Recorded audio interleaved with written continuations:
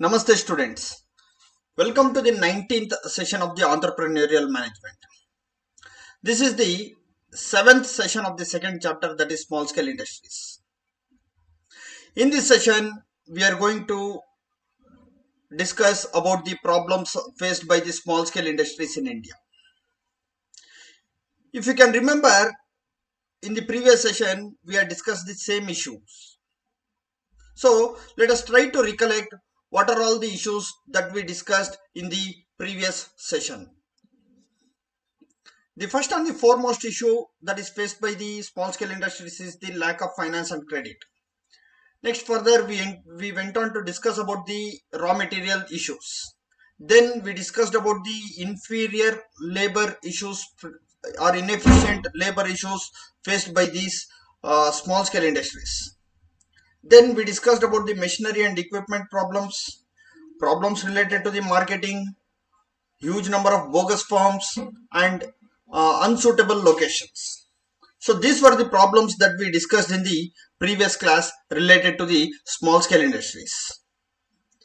And moving further, today we are going to discuss few more issues that is faced by the small scale industries. So let us see one by one. So moving to the first problem of this session is related to the inadequate infrastructure. Friends, ನೀವು ಆ slide ಅಲ್ಲಿ ಇರುವಂತ picture ನ ನೋಡ್ತಾ ಇದ್ದೀರಿ. ಅಲ್ಲಿ ಅವನೇನಪ್ಪಾ ಅಂತ ಹೇಳಿದ್ರೆ, ಅಲ್ಲಿ ಒಂದು ಸಣ್ಣದಾಗ ಒಂದು ಕಾಲುವೆ ಹರಿತಿದೆ. ಆ ಕಾಲುವೆನ ಅವನು ಒಬ್ಬ ದಾಟ್ಕೊಂಡು ಹೋಗ್ಬೇಕು. ಆ ದಾಟ್ಕೊಂಡು ಹೋಗ್ಲಿಕ್ಕೆ ಒಂದು ಬ್ರಿಡ್ಜ್ ಬೇಕು. ಆ ಸರಿಯಾಗಿರತಕ್ಕಂತ ಬ್ರಿಡ್ಜ್ ಕೂಡ ಅಲ್ಲಿ ಕನ್ಸ್ಟ್ರಕ್ಷನ್ ಆಗಿಲ್ಲ ಫ್ರೆಂಡ್ಸ್. ಸೊ ಇನ್ಫ್ರಾಸ್ಟ್ರಕ್ಚರ್ ಅಂದ್ರೆ ಏನೇನಪ್ಪ ಬರುತ್ತೆ ಅಂತ ಹೇಳಿದ್ರೆ, ನೋಡಿ, ರಸ್ತೆ, ನೀರು, ಟೆಲಿಫೋನ್, ಮತ್ತೆ current, transportation facilities, water facilities, ಇದೆಲ್ಲಾನು ಏನ್ರಲ್ಲಿ ಬರುತ್ತೆ ಅಂದ್ರೆ ಇನ್ಫ್ರಾಸ್ಟ್ರಕ್ಚರ್ ಅಲ್ಲಿ ಬರುತ್ತೆ. ಸರ್ನಾ? ಮತ್ತೆ ಇದು ವೇರ್ ಹೌಸ್ ಇದ್ ಮಾಡೋದು ಅಂದ್ರೆ, ವೇರ್ ಹೌಸ್ ಅಂತ ಹೇಳಿದ್ರೆ ನೀವು ಪ್ರೊಡ್ಯೂಸ್ ಮಾಡಿರುವಂತ ಗೂಡ್ಸ್ ನ ಒಂದು ಜಾಗದಲ್ಲಿ ಇಟ್ಟಿರ್ತೀರಿ, ಅದನ್ನ we call it as an warehouse. So ಇದೆಲ್ಲಾನು ಏನಾಗುತ್ತೆ ಅಂದ್ರೆ ಇನ್ಅಡಿಕ್ವೇಟ್ ಇನ್ಫ್ರಾಸ್ಟ್ರಕ್ಚರ್ ಅಲ್ಲಿ ಬರುತ್ತೆ ಫ್ರೆಂಡ್ಸ್. ನಮ್ಮ ದೇಶದಲ್ಲಿ ಈ ರಸ್ತೆಗಳು ಎಷ್ಟು ಹದಗೆಟ್ಟೋಗಿದೆ ಅಂತ ಹೇಳಿದ್ರೆ, ಇವತ್ತಿಗೂ ಅಷ್ಟೇ ನಿಮ್ಮ ಹಳ್ಳಿಗಳಿಗೆ ಇರತಕ್ಕಂತ ರಸ್ತೆಗಳು ಚೆನ್ನಾಗಿದೆಯಾ ಅಂತ ನೀವು ಯೋಚನೆ ಮಾಡಿ ಫ್ರೆಂಡ್ಸ್. ಸರಿಯಾಗಿರತಕ್ಕಂತ ಒಂದು ಒಳ್ಳೆ ರೋಡ್ ಇರೋದಿಲ್ಲ. ರೋಡ್ ಇಲ್ಲ ಅಂತ ಹೇಳಿದ್ರೆ ಟ್ರಾನ್ಸ್ಪೋರ್ಟೇಶನ್ ಫೆಸಿಲಿಟಿ ತುಂಬಾ ಕಷ್ಟ ಆಗುತ್ತೆ. ರೋಡ್ ಚೆನ್ನಾಗಿದ್ರೆ the products can be easily transported to the urban areas to sell the goods. Since there is no proper roads, so the transportation facility is poor and the cost of transportation will increase. ಎರಡನೇದೇನಪ್ಪಾ ಅಂತ ಹೇಳಿದ್ರೆ, ಎಷ್ಟು ಈ electricity problem ಇದೆ ಅಂತ ಹೇಳಿದ್ರೆ, ಒಂದು ದಿನದಲ್ಲಿ ಬರೀ 6 ಅವರ್ ಮಾತ್ರ 3 ಫೇಸ್ ಕರೆಂಟ್ ಕೊಡ್ತಾ ಇದ್ದಾರೆ ಹಳ್ಳಿಗಳ ಕಡೆ. ಮಿಕ್ಕಿದ 18 ಅವರ್ಸ್ ಸಿಂಗಲ್ ಫೇಸ್ ಕರೆಂಟ್ ಕೊಡ್ತಾ ಇದ್ದಾರೆ ಫ್ರೆಂಡ್ಸ್. ಮೊದಲೆಲ್ಲ ಅಟ್ಲೀಸ್ಟ್ ಈಗಲಾದ್ರೂ ಸ್ವಲ್ಪ ಪರವಾಗಿಲ್ಲ, ಚೇತರಿಸ್ಕೊಳ್ತಿದೆ. ಮೊದಲು ಯಾವ ರೀತಿ ಇತ್ತು ಅಂತ ಹೇಳಿದ್ರೆ, ನಿಮ್ಗೆ ಏನಾದ್ರು ಎಲೆಕ್ಟ್ರಿಸಿಟಿ ಏನಾದ್ರು ಕನೆಕ್ಷನ್ ಬೇಕು ಅಂತ ಹೇಳಿದ್ರೆ ನೀವು ಅಪ್ಲಿಕೇಶನ್ ಹಾಕಿದ್ರೆ 1 ತಿಂಗಳಿಗೋ 2 ತಿಂಗಳಿಗೋ ಅವ್ರು ತಗೊಂಡ್ಬಂದು ನಿಮ್ಗೆ ಕನೆಕ್ಷನ್ ಕೊಡ್ತಾರೆ. ಸೊ ಸರಿನಪ್ಪ, ಕನೆಕ್ಷನ್ ಕೊಡ್ತಾರೆ, ಸರಿ. ಒಂದು ತಮಾಷೆ ಮಾಡ್ತಾ ಇರ್ತಾರೆ, ಏನಪ್ಪಾ ಅಂದ್ರೆ ಈ ಹಳ್ಳಿಗಳ ಕಡೆ ಇರೋ ಎಲೆಕ್ಟ್ರಿಸಿಟಿ ಕಂಬಿಗಳ ಮೇಲೆ ಬಟ್ಟೆನ್ ಕೂಡ ಒಣಗಾಕ್ಬೋದು ಅಂತ ಹೇಳ್ಬಿಟ್ಟು. ಯಾಕಂದ್ರೆ ಕರೆಂಟೇ ಇರೋದಿಲ್ಲ. ಕರೆಂಟ್ ಇದ್ರೆ ವೋಲ್ಟೇಜ್ ಇರಲ್ಲ ಸರ್ನಾ? ಅಕಸ್ಮಾತ್ ಏನೋ ಕರೆಂಟ್ ವೋಲ್ಟೇಜ್ ಎರಡೂ ಕೊಟ್ಟರು ಅದಕ್ಕೇನ್ ಮಾಡ್ತಾರೆ, ಜಾಸ್ತಿ ರೇಟ್ ತಗೊಳ್ತಾರೆ. So this is one problem. ಆದ್ರೆ second is telecommunication problem. Friends, I request you to please speak to your parents once. ನಿಮ್ ಮನೆಯಲ್ಲಿ ಇರ್ತಕ್ಕಂಥ ಹಿರಿಯರ ಹತ್ರ ಮಾತಾಡಿ. ಮೊದಲು ಒಂದು ಟೆಲಿಫೋನ್ ಕನೆಕ್ಷನ್ ತಗೋಬೇಕು ಅಂತ ಹೇಳಿದ್ರೆ ನಿಮ್ಗೆ ವೇಟಿಂಗ್ ಪೀರಿಯಡ್ ಎಷ್ಟಿತ್ತು ಗೊತ್ತಾ ಫ್ರೆಂಡ್ಸ್? ಮೊದಲು ಒಂದು ಕನೆಕ್ಷನ್ ತಗೋಬೇಕಂದ್ರೆ ಒಂದು ಫೋನು, ಅದು ಲ್ಯಾಂಡ್ಲೈನ್, ಮೊಬೈಲ್ ಅಲ್ಲ ನಾನು ಹೇಳ್ತಿರೋದು, ಲ್ಯಾಂಡ್ಲೈನ್ ಒಂದು ಕನೆಕ್ಷನ್ ತಗೋಬೇಕಂತ ಹೇಳಿದ್ರೆ ಮೊದಲು 1.5 ವರ್ಷ ವೆಯ್ಟ್ ಮಾಡ್ಬೇಕಿತ್ತು. 1 ರಿಂದ 1.5 ವರ್ಷ ವೆಯ್ಟ್ ಮಾಡ್ಬೇಕಿತ್ತು. ಇವತ್ತೇನಾಗಿದೆ ಪರಿಸ್ಥಿತಿ? Today at least telecommunication is doing well, but the cost is very high. Cost ಜಾಸ್ತಿ ಇದೆ, ಸರಿನಾ? ಸೊ ಟೆಲಿಕಮ್ಯುನಿಕೇಶನ್ ಪ್ರಾಬ್ಲಮ್ಸ್ ಇದೆ, ಇನ್ಅಡಿಕ್ವೇಟ್ ಇನ್ಫ್ರಾಸ್ಟ್ರಕ್ಚರ್ ಇರೋದಿಲ್ಲ. ಅಟ್ಲೀಸ್ಟ್ ಈಗ ಮೊಬೈಲ್ಸ್ ಎಲ್ಲ ಬಂದಿದೆ, but when you talk about the mobiles, even the networks are not good in the village areas. Not all competitive price providing operators are able to provide a good network over there. So telecommunication problem ಇದೆ, ರಸ್ತೆ problem ಇದೆ, ನೀರಿನ ಸಮಸ್ಯೆ ಬಹಳಷ್ಟಿದೆ. So ಇದೆಲ್ಲ ಏನಾಗ್ತಿದೆ ಅಂತ ಹೇಳಿದ್ರೆ ಸಣ್ಣ ಕೈಗಾರಿಕೆಗಳ ಅಭಿವೃದ್ಧಿಗೆ ತೊಡಕಾಗಿ ನಿಂತಿದೆ friends. Main is infrastructure development. Infrastructure develop ಆದ್ರೆ ಆಟೋಮೆಟಿಕ್ ಆಗಿ ಏನಾಗುತ್ತೆ ಅಂತ ಹೇಳಿದ್ರೆ the development of the small scale ಇಂಡಸ್ಟ್ರೀಸ್ಗೆ ಅದೊಂಥರ ಏನು ಎನರ್ಜಿ ಕೊಟ್ಟಂಗೆ. It's like providing a boost for the development of the small scale industries. So this is the one problem that is faced by the small scale industries. Moving to the next problem, it talks about the poor project planning. Friends, if you look at the slide, ಆ slide ಅಲ್ಲಿ ಒಂದು picture ಹಾಕಿದ್ದೀನಿ. ಅದೇನಪ್ಪ ಅಂದ್ರೆ ಒಂದು project ಮಾಡ್ತಿದ್ದಾರೆ. ಆ project ಅಂದ್ರೆ ಏನಪ್ಪಾ ಅಂದ್ರೆ ಒಂದು ನದಿಗೆ ಬ್ರಿಡ್ಜ್ ಕಟ್ತಿದ್ದಾರೆ. ಅದು ಪ್ಲಾನ್ ಯಾವ ರೀತಿ ಮಾಡಿದ್ದಾರೆ ಅಂತ ಹೇಳಿದ್ರೆ it is an inefficient planning, poor planning and the worst planning. ನಾವು ಏನಕ್ಕೋಸ್ಕರ ಬ್ರಿಡ್ಜ್ ಕಟ್ತಿದೀವೋ ಅದ್ರ ಪರ್ಪಸ್ ಅಲ್ಲಿ ಸರ್ವ್ ಆಗ್ತಾ ಇಲ್ಲ ನೋಡಿ ನೀವು. ಸೊ ಅದೊಂದು ಒಳ್ಳೆ ಎಕ್ಸಾಂಪಲ್ ನಾನು ನಿಮ್ಗೆ ತೋರಿಸ್ತಾ ಇರೋದು. ನಾನು ಯಾಕೆ ಈ ತರ ಹೇಳ್ತಿದ್ದೀನಿ ಅಂತ ಹೇಳಿದ್ರೆ ನೋಡಿ, ಯೂಶಲಿ ಸ್ಮಾಲ್ ಸ್ಕೇಲ್ ಇಂಡಸ್ಟ್ರೀಸ್ ನ ಸ್ಟಾರ್ಟ್ ಮಾಡೋವಂಥವ್ರು ಹೈಲಿ ಎಜುಕೇಟೆಡ್ ಆಗಿರಲ್ಲ. ಕೆಲವು ಸರ್ತಿ ಎಜುಕೇಟೆಡ್ಸ್ ಇದ್ರು ಅವ್ರಿಗೆ ದೇ ವಿಲ್ ಬಿ ಏನಂದ್ರೆ ಅದೊಂದು ಸ್ಟಿಗ್ಮಾ ಇದಿರುತ್ತೆ. ಏನೋ ಅವ್ರ ಹಳ್ಳಿಯಿಂದ ಬಂದಿದೀವಿ ನಾವು, ಏನೋ ಒಂಥರ ಇನ್ಫೀರಿಯರ್ ಏನೋ ಅನ್ನೋದು ಏನೋ ಒಂದು ಮೈಂಡ್ ಅಲ್ಲಿ ಇರುತ್ತೆ. ಹಾಗಾಗಿ ಕೆಲವು ಸರ್ತಿ ಏನಾಗುತ್ತೆ, ಸರಿಯಾಗಿ ಅವ್ರು ಪ್ಲಾನ್ ಮಾಡಲ್ಲ, ಅವ್ರಿಗೆ ಪ್ರಾಜೆಕ್ಟ್ ಹೆಂಗ್ ಮಾಡ್ಬೇಕನ್ನೋದು ಗೊತ್ತಾಗೋದಿಲ್ಲ. ಅವ್ರೇನ್ ಮಾಡ್ತಾರೆ, they will go and approach the consultants. ಯಾವಾಗ ಕನ್ಸಲ್ಟೆಂಟ್ ಅಪ್ರೋಚ್ ಮಾಡ್ತಾನೆ, ಆ ಕನ್ಸಲ್ಟೆಂಟ್ ಇವ್ರು ಹೇಳೋ ರೀತಿಯಂತ ಬಿಸ್ನೆಸ್ ಪ್ಲಾನ್ ನ ಅವನು ಕರೆಕ್ಟ್ ಆಗಿ ಅರ್ಥ ಮಾಡ್ಕೊಳಲ್ಲ. ಅವ್ನು ಅರ್ಥ ಮಾಡ್ಕೊಳ್ತೀರಾ, ಅವ್ನ್ಗೆ ಹೆಂಗ್ ಅನ್ಸುತ್ತೋ ಆ ರೀತಿ ಅವನು ಪ್ಲಾನ್ ಮಾಡ್ಕೊಟ್ಬಿಡ್ತಾನೆ. ಯಾವಾಗ ಆ ರೀತಿ ಪ್ಲಾನ್ ಮಾಡ್ಕೊಟ್ಬಿಡ್ತಾನೋ it leads to the utter flop in the project planning. ಯಾವಾಗ ಪೋರ್ ಪ್ರಾಜೆಕ್ಟ್ ಪ್ಲಾನ್ ಇರ್ತೋ that business is not going to take off. So this is one of the biggest problems. This is one among the biggest problems faced by the small scale industry. So let us move to the next problem, that is competition from the large scale units. Friends, ನೋಡಿ ನೀವೊಂದು ಆ picture ನೋಡ್ಬೋದು. ನಾನು previous session ಅಲ್ಲಿ example ಕೊಡ್ತಿದ್ದೆ. ಆ picture ಅಲ್ಲಿ ದಪ್ಪದಾಗಿದ್ದಾನೆ ನೋಡಿ ವ್ಯಕ್ತಿ, is a multinational company, big industries. ಆ ಎದುರುಗಡೆ ಚಿಕ್ಕ ಹುಡುಗ ಇದ್ದಾನೆ ನೋಡಿ, is a small scale units. ಆ ಹುಡುಗ ಯಾವುದೇ ಕಾರಣಕ್ಕೂ ಅವ್ರ ಹತ್ರ ಗೆಲ್ಲಿಕ್ಕಾಗತ್ತಾ? It is highly impossible, not at all possible. ಯಾಕೆ ಅಂತ ಹೇಳಿದ್ರೆ ನೋಡಿ, the same situation exist in the small scale industries.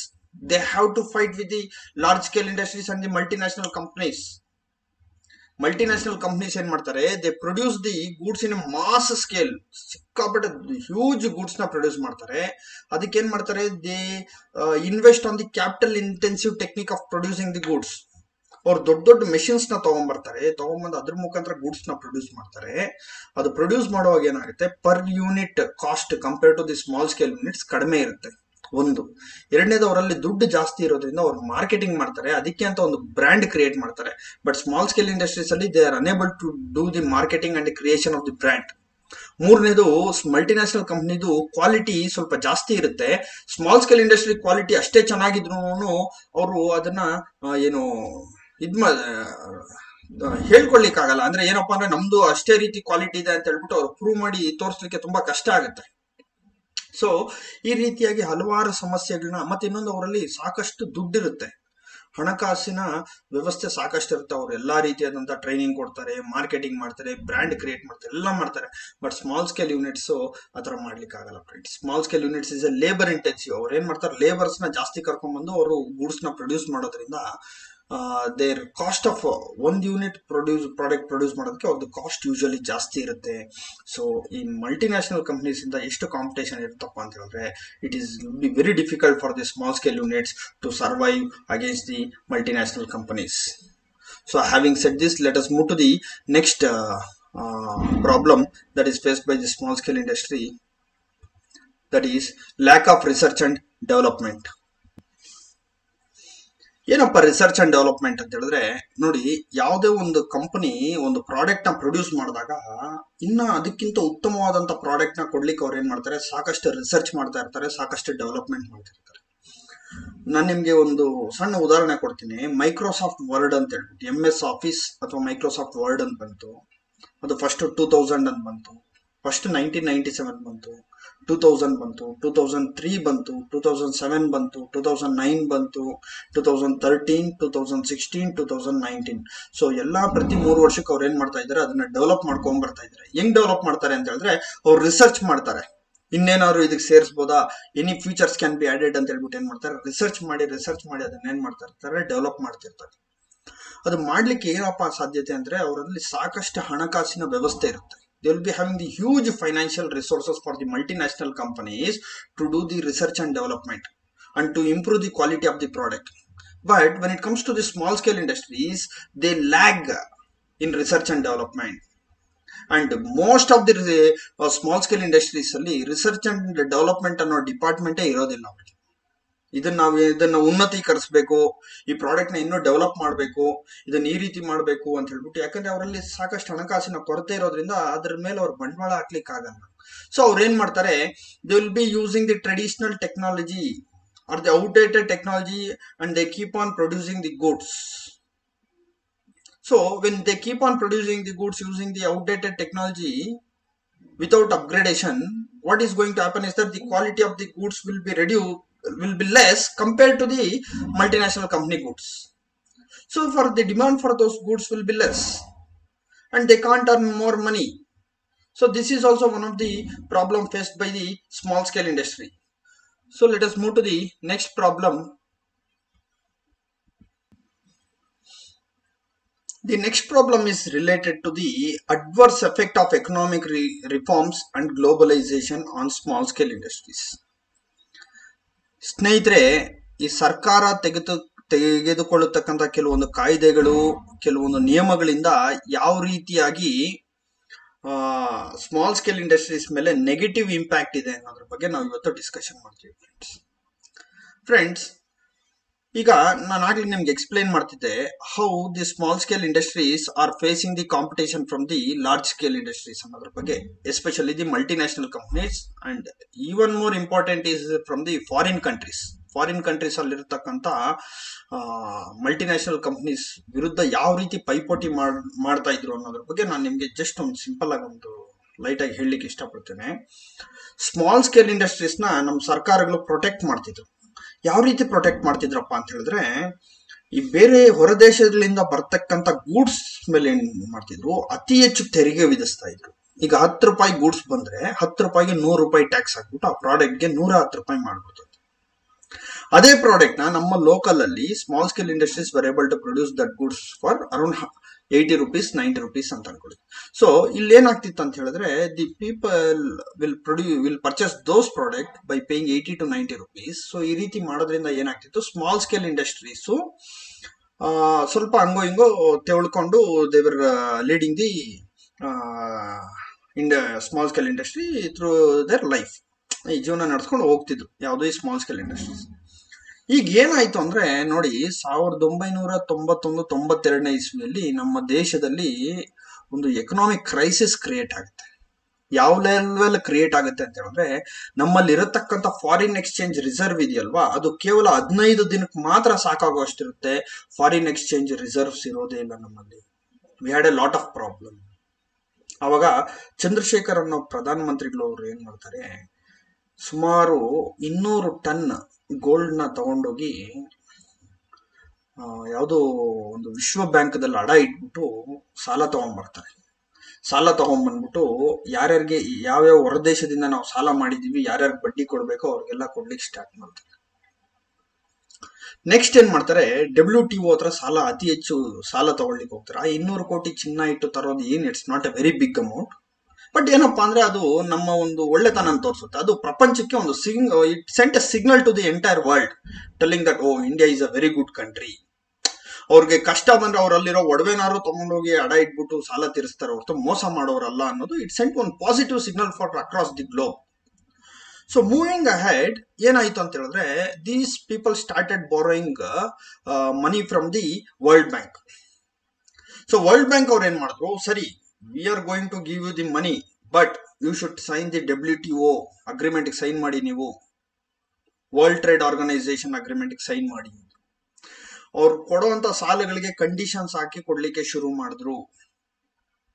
ಹಾಗಾಗಿ ನಮ್ಮ ಸರ್ಕಾರಕ್ಕೆ ಬೇರೆ ವಿಧಿ ಇಲ್ದಿರ ಏನ್ ಮಾಡಿದ್ರು ಅಂತ ಹೇಳಿದ್ರೆ, they agreed and they sign to the WTO rules and regulations. So ಆ ರೂಲ್ಸ್ ಅಂಡ್ ರೆಗ್ಯುಲೇಷನ್ಸ್ ಪ್ರಕಾರ ಏನಪ್ಪಾ ಹೇಳುತ್ತೆ ಅಂತ ಹೇಳಿದ್ರೆ, you should open up your economy. ಅದನ್ನ LPG ಅಂತ ಹೇಳ್ಬಿಟ್ಟು ಕರೆದ್ರು, ಲಿಬರಲೈಸೇಷನ್, ಪ್ರೈವೇಟೈಸೇಷನ್ ಅಂಡ್ ಗ್ಲೋಬಲೈಸೇಷನ್ ಅಂತ ಹೇಳ್ಬಿಟ್ಟು. ಸರಿನಾ? ಸೊ ಲಿಬರಲೈಸೇಷನ್ ಅಂದ್ರೆ ಏನಪ್ಪಾ ಅಂದ್ರೆ, ಬೇರೆ ದೇಶಗಳಿಂದ ನಾವೇನ್ ಮಾಡ್ಬೋದು, ಸಾರಿ ಲಿಬರಲೈಸೇಷನ್ ಅಂದ್ರೆ ಏನಪ್ಪಾ ಅಂತ ಹೇಳಿದ್ರೆ,